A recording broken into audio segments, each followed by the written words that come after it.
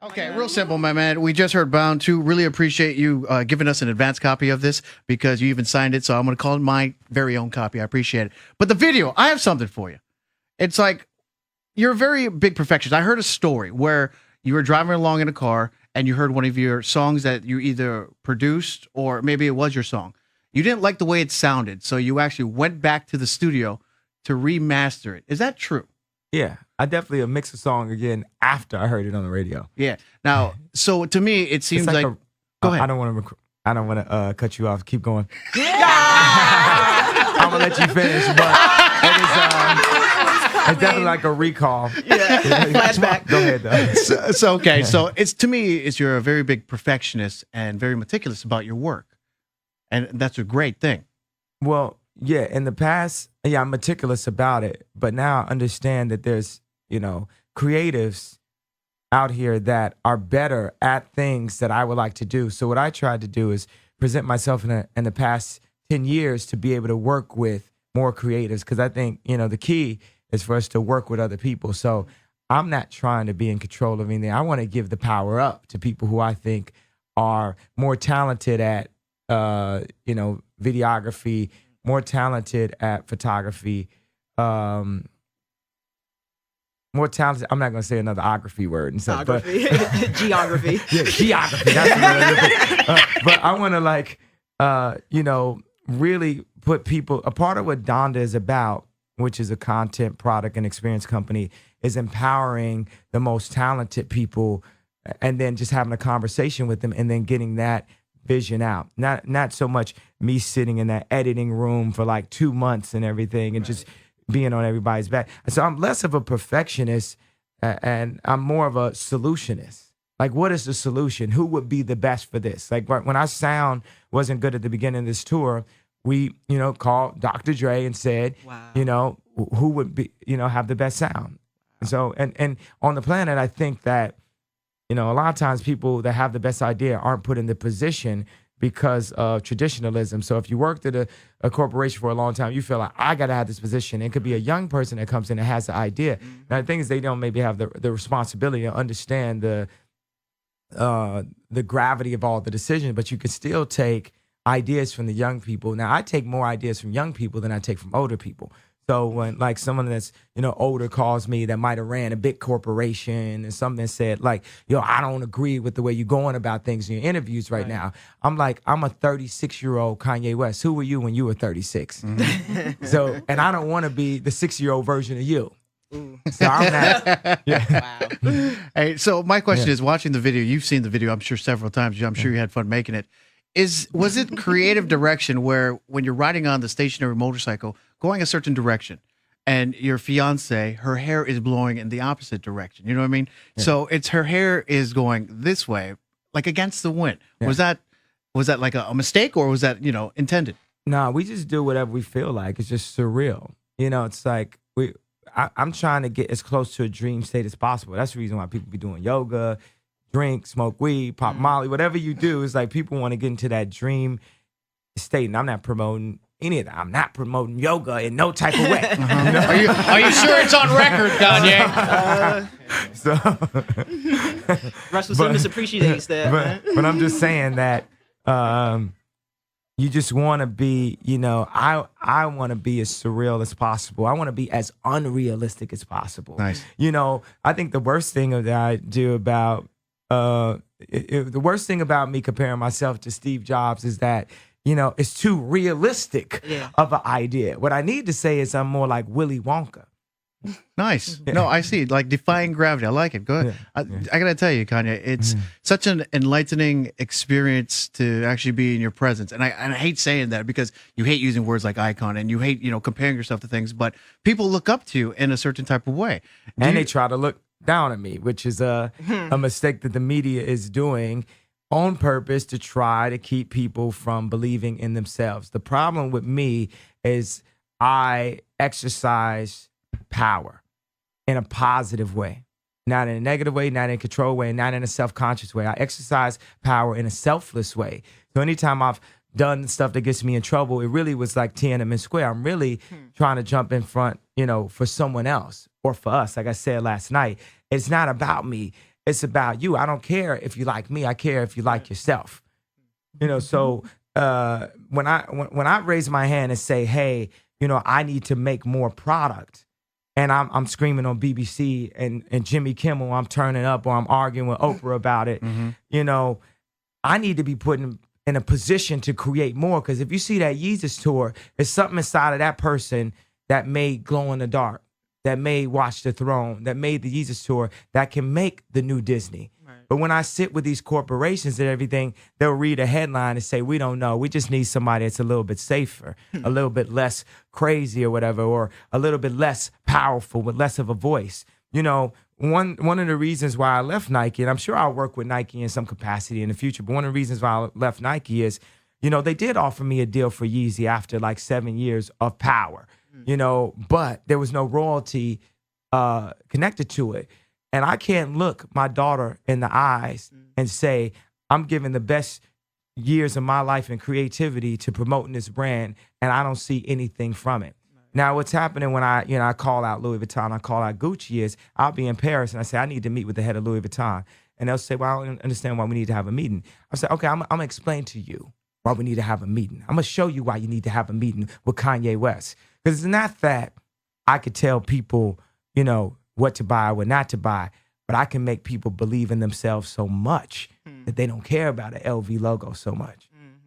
And that's the reason why you need to meet with Kanye West. Right. They want to stifle our voice. And they want to apply that Willie Lynch theory that says if you let the first slave run, you need to beat him in front of everybody. So anytime you read something negative on the internet about me, they are applying the Willie Lynch theory. But this is the Harriet Tubman train, and we don't get free. This is Dead Presidents on TV. This is Dead Presidents on TMZ. And this is about free thought. When I was talking about new slaves, we are mentally enslaved. Also, the hip-hop cops, also gun charges, and blatantly black-oriented drug charges having high amount of time is modern day slavery. They want to lock people up. They want to make the business of new slaves. They want to confuse us with some BS like the New World Order. What do this mean? This means to me the diamond sign that my idol Jay-Z used to throw up, that I died for Rockefeller to have a Rockefeller chain from Dame Dash and be able to get my vision out at a high level. And then somebody want to tweet or Instagram Illuminati. Anybody that's even talking about that ain't talking about owning their own business or helping a friend that should have the business and supporting their friend with that business, or talking about doing something to help the world. They're distracting us. They put us on a code red of self-consciousness as opposed to a code green of confidence. And this is code green right here. I'm walking through every metal detector. Like you ain't gonna stop me from getting on this plane of thought. Right. Ladies and gentlemen, you brought up Kanye West once again in the studio. You know what? You brought up a lot of points. I think one in the studio that we all wanted to know was you brought up Jimmy Kimmel. Yeah. And I hate to bring this up, but the question we all want to know, and I'm sure a lot of people driving right now want to know, was, did I think the SNL skit was funny? No, not at all. Okay. That's not it. Yeah. Did you create those memes? With the SpongeBob. Yeah. You did that yourself? I was like, can you just imagine Kanye like go like memegenerator.com and like, Did you do that, by the way?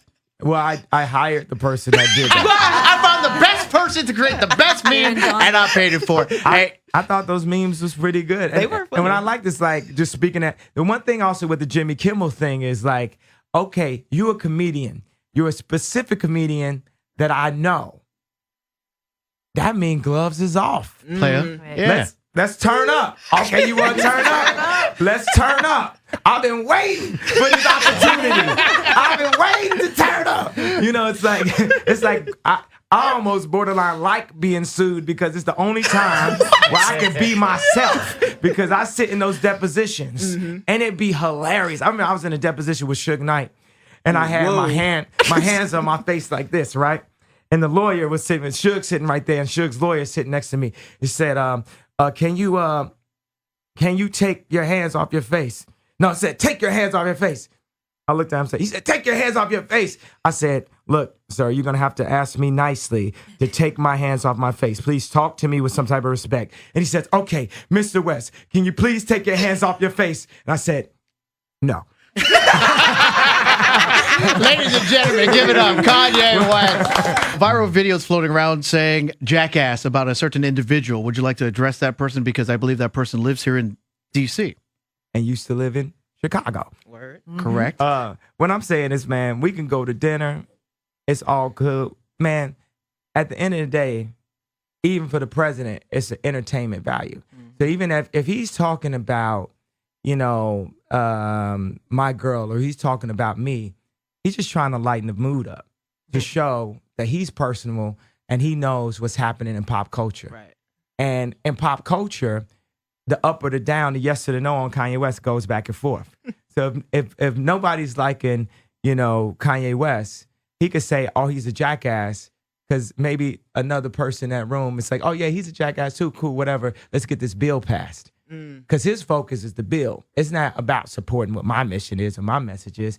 And I understand, and I support everything that Obama is trying to do. I support their family. I support any family. And I also like to point out that I feel that the Cosby Show that I grew up on is part of the reason why America was prepped to accept, a middle-class Black family in that way. And a lot of what the Kardashians do that I don't think they get enough credit is they prep America to understand interracial relationships, because I'm not talking about me. I can hop on a plane and go to Paris, whatever, and do whatever I want. I could date a white woman, I could date a Black woman, and no matter what they say in the barbershop, don't matter, because I don't get my hair cut there.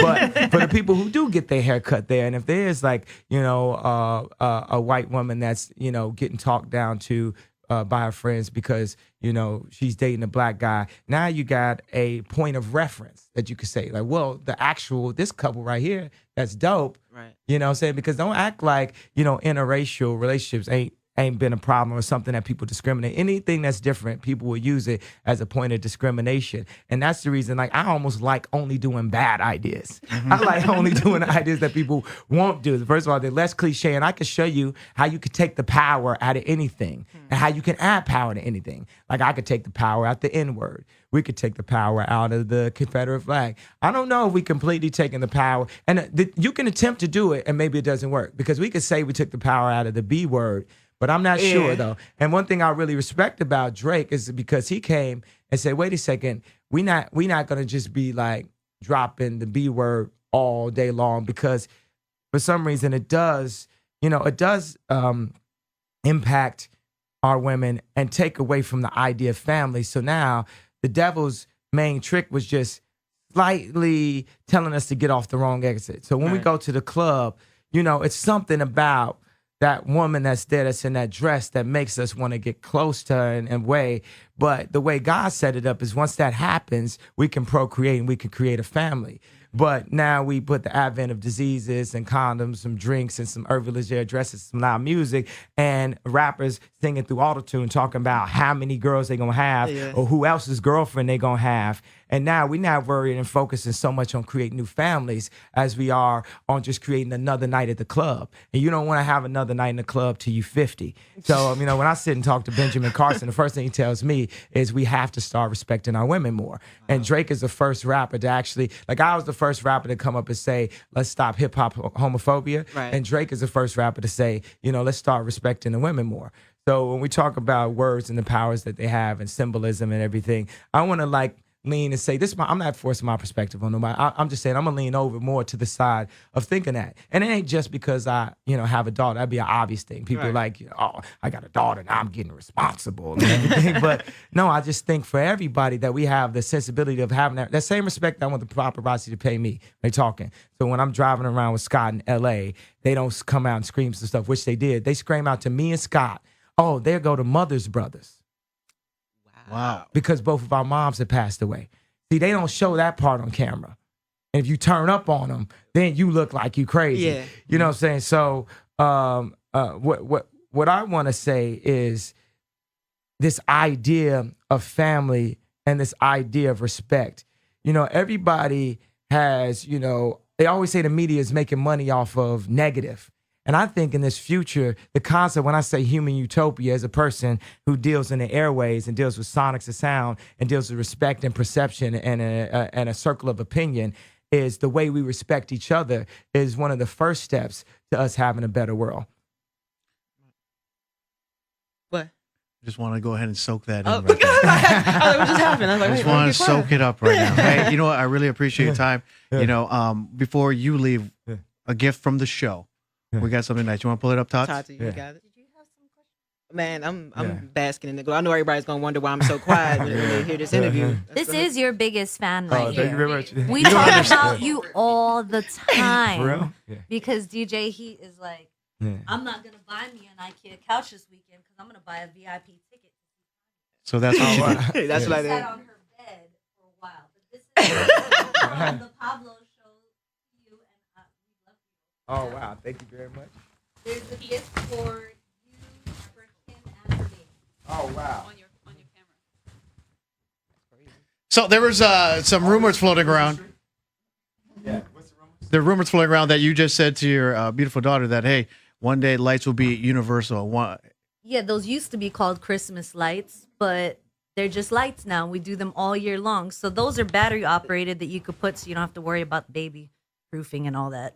Oh, I'm a that's- mama 3, so I know how to make sure That's funny. plugs aren't in a crib or, you know what I mean? Thank you very much. We about to light these up tonight. Yeah, light up. Yeah, the candles for you and Kim. That's what that is. Because Nori love the lights anyway. So My friend, thank you so Yeah, much. thank you. Yes, Oh, gosh, thank you. thank you.